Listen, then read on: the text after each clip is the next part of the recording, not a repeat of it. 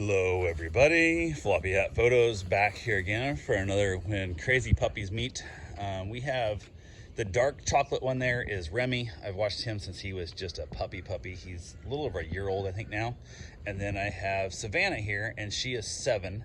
And Remy is, I don't know, possibly pit, maybe lab mix, who the hell knows, whatever it is, but it's definitely got pit in him. And then Remy here also has pit, we think maybe hound dog or something, we don't know what they are, but they are absolutely just so funny. I watched Remy a lot. He had a little issue with some humping issues going on and stuff, and we got that kind of settled down a little bit. And they met about, I don't know, a minute and a half ago, and they had a little bit of a dominant trying to figure out who got to be on top of the whole humping thing here to see who gets to win. And they did a little chasing, and now they're back to just walking around smelling stuff and settling in and finding it. I did give them a little bit of a holler like, hey, you know, knock it off kind of deal, but didn't take much. So definitely both super loving, sweet dogs, absolutely great dogs. So that's what we have going on. There was one drop came out of that, Remy. Was that worth marking? Really? It was one drop. That was ridiculous. But yeah, that's what they are. They're having a good time. They're both little pit mixes and just absolutely just so far doing splendid together. I'm hoping they'll get along running and stop sniffing everything so darn much so you guys can see their play, but they might not for me. There you go. Get a little running going. There we go.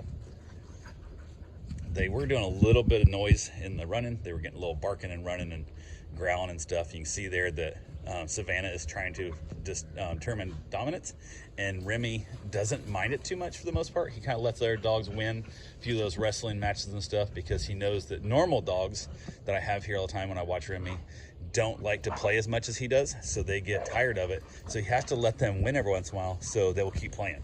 It's kind of like if you always played Uno and the guy beat you at Uno every time you played, he wouldn't want to play Uno anymore. That's how Remy looks at playing wrestle with dogs, is he has to let them win so they'll keep wrestling with him. And he learned that so much now that he's letting her win right off the bat, because he is definitely bigger than her and stronger than her and younger than her, which makes it easier for her to lose this match. But he is such a good dog, he's letting her win already, which is amazing to see happening. So super excited about it.